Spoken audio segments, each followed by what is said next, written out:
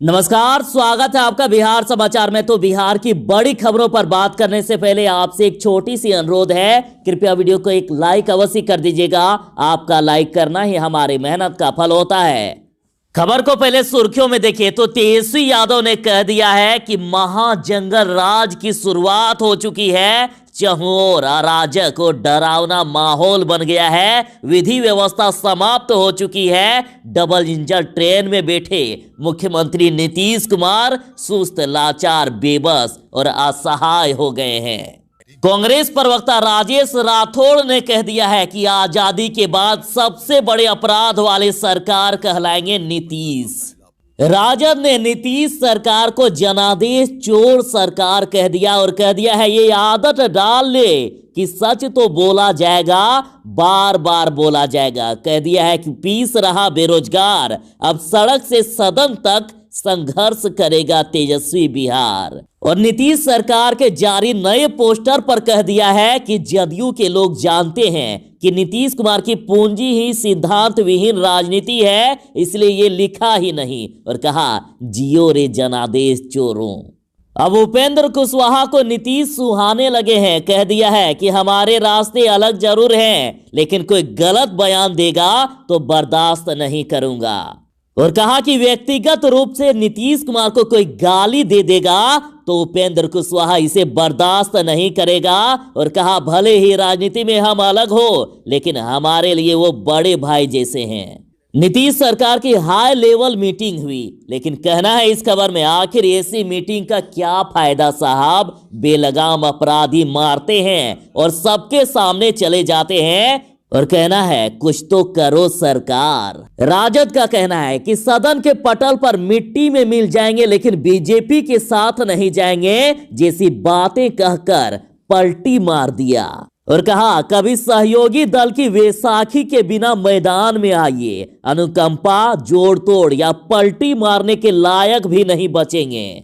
किसानों के लिए बड़ी खबर है कि बिहार में धान की खरीद के लिए 4000 एजेंसियों का चयन कर लिया गया है और अब तक 72,000 किसानों ने निबंधन भी करवा लिया। और साथ ही कई जिलों में किसानों से खरीद भी शुरू कर दी गई है। अभी किसान कृषि कानून के खिलाफ प्रदर्शन कर रहे हैं। किसान सड़कों पर हैं, सरकार का विरोध कर रहे हैं, सरकार के कानूनों का विरोध कर रहे हैं। तो ऐसे में पीएम मोदी ने मन की बात में कह दी है बड़ी बात, बताऊंगा आपको। और देश के गृह मंत्री अमित शाह ने किसानों से अपील की है और कह दिया है कि सरकार बातचीत के लिए तैयार है। अब किसानों से बातचीत किया जाएगा तो बड़ी जीत की ओर किसान का ये आंदोलन। और एनडीए विधायक को लालू यादव ने फोन किया था, ऐसी खबर आ रही है। तो देखिए अब खबर आ रही है कि सुरक्षा कर्मियों की चूक से लालू तक पहुंचा था मोबाइल। पूरी खबर बताऊंगा कि कैसे उन तक मोबाइल पहुंचा और अभी जांच में आखिर कहां तक पहुंची है पुलिस। राजद ने बड़ा दांव खेल दिया। सुशील मोदी की मुश्किलें बढ़ती हुई नजर आ रही है। और राजद रामविलास पासवान की पत्नी चिराग की मां रीना पासवान को राज्यसभा उपचुनाव में प्रत्याशी बनाना चाहता है। पटना समेत राज्य भर में तेजस्वी के खिलाफ जदयू का प्रदर्शन, पुतला भी फूंका गया। तेजस्वी यादव का प्रदर्शनकारी बोले कि अपनी मर्यादा भूल चुके हैं नेता प्रतिपक्ष। और साथ ही कह दिया है कि तेजस्वी सार्वजनिक रूप से राज्य की जनता से अपने अमर्यादित टिप्पणी के लिए माफी मांगे। जीतन राम मांझी ने कह दिया है कि तेजस्वी यादव को मुख्यमंत्री नीतीश पर किए गए टिप्पणी पर माफी मांगना चाहिए। तो चलिए बात करते हैं खबरों को विस्तार से। महात्मा गांधी के साथ सीएम नीतीश के नए पोस्टर लगे हैं और फिर से 7 घनघोर पाप की चर्चा की गई है। और इस पोस्टर पर राजद ने ट्वीट करके कहा कि महात्मा गांधी जी ने 7 सिद्धांतों में सबसे पहले सिद्धांत में कहा था कि सिद्धांत विहीन राजनीति महापाप है, और ये काहे लिखना छोड़ दिया। जदयू के लोग जानते हैं कि नीतीश कुमार की पूंजी ही सिद्धांत विहीन राजनीति है, इसलिए यह लिखा ही नहीं गया। और कहा जियो रे जनादेश चोरों। तेजस्वी यादव ने संकेतों में कह दिया है कि बिहार में महाजंगल राज की शुरुआत हो चुकी है। कहना है इनका कि बिहार में अपराधियों की बहार, महाजंगल राज का चारों ओर हाहाकार। तेजस्वी यादव ने कहा है कि बिहार में अपराधियों की बहार, गोलियों की बौछार और व्यवसायियों पर कहर के साथ ही महाजंगल राज का हाहाकार है। चहुं ओर अराजक और डरावना माहौल बन गया है। विधि व्यवस्था समाप्त हो चुकी है। डबल इंजन ट्रेन में बैठे मुख्यमंत्री सुस्त, लाचार, बेबस और असहाय हैं। महाजंगल राज के महाराजा मौन क्यों हैं, उन्होंने सवाल भी पूछा है। बिहार के किसानों के लिए बड़ी खबर है। बिहार में धान की खरीद के लिए 4000 एजेंसियों का चयन कर लिया गया है और अब तक 72,000 किसानों ने निबंधन भी करा लिया। और इसके साथ ही 4 जिलों में किसानों से खरीद भी शुरू हो गई है और सरकार ने पैक्सों को पैसा भी दे दिया है और किसान का निबंधन भी तेजी से होने लगा। आपको बता दो कि इस बार 53 रुपया रेट बढ़ गया है। इस बार बिहार में 1868 रुपए प्रति क्विंटल के दर से धान की खरीद की जाएगी। और देखिए, सबसे बड़ी खबर तो यह है कि धान की खरीद का 48 घंटे के अंदर भुगतान हो जाएगा। किसानों को 48 घंटे के अंदर पैसे मिल जाएंगे बैंक अकाउंट में। आप इसको किसानों की एक बड़ी जीत कह सकते हैं। देखिए, गृह मंत्री अमित शाह की किसानों से अपील है और कहा है कि सरकार किसानों के हर मदद को तैयार है, सड़क पर प्रदर्शन ना करे। आप इसे किसानों की जीत की ओर पहला कदम समझिए। देखिए, गृह मंत्री अमित शाह ने किसानों से अपील कर दी है, कह दिया है कि किसानों से बातचीत करने के लिए सरकार तैयार है। कहा है कि सरकार हर मदद को तैयार है। अमित शाह ने किसानों से बुरारी जाने की अपील की है और बातचीत किया जाएगा। और देखिए, किसान आज टिकरी से बुरारी जाने की रणनीति भी बना सकते हैं। ये भी सुर्खियों से खबर आ रही है।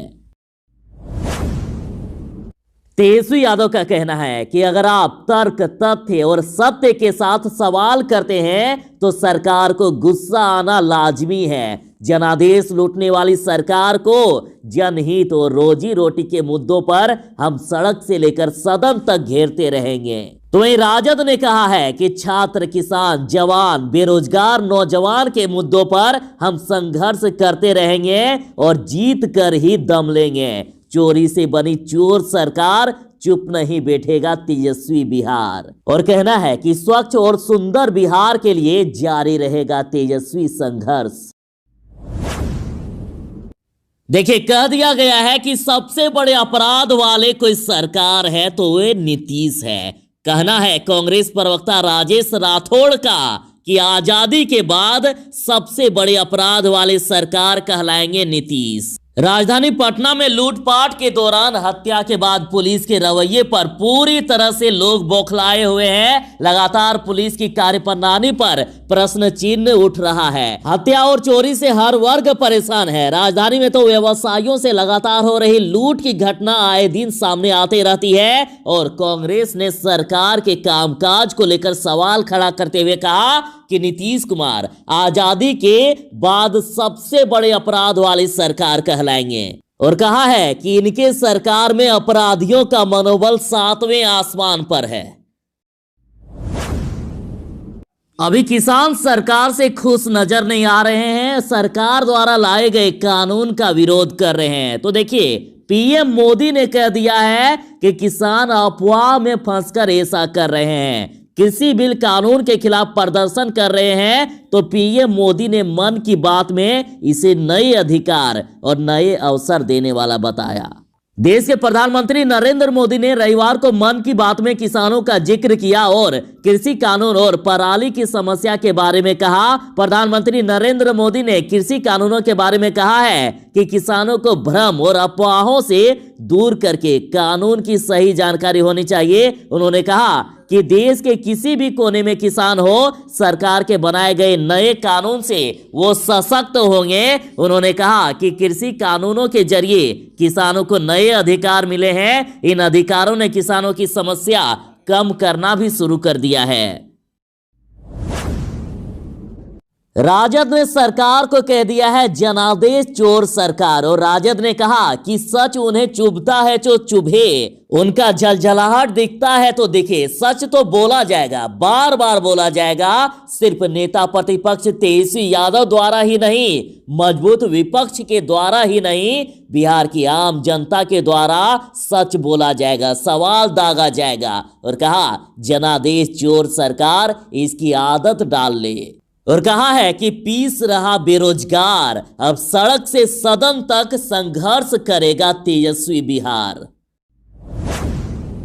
रविंद्र राय जी का कहना है कि बिहार का ऐसा मुख्यमंत्री जो किसी का नहीं हुआ, ना छात्र का, ना बिहार का, ना मजदूर का, ना किसान का, ना नौजवान का, ना बेरोजगार का, ना गठबंधन सहयोगियों का, न अपने राजनीतिक गुरुओं का, वह किसी का नहीं हो सकता। नीतीश जी के पकाऊ, थकाऊ, उबाऊ और घिसी पीटी बातों को जनता नकार चुकी है। तो वहीं राजद का कहना है कि सदन के पटल पर मिट्टी में मिल जाएंगे लेकिन बीजेपी के साथ नहीं जाएंगे जैसी बातें करके पलटी मारना, तुमको ये बनवा दिया, तुम्हारे बाप को ये बनवा दिया, तुम पर मुकदमा करवा देंगे। बिहार के मुख्यमंत्री नीतीश जी का ये आचरण कौन सी मर्यादा और सुचिता का परिचायक है, ये देश जानने को उत्सुक है।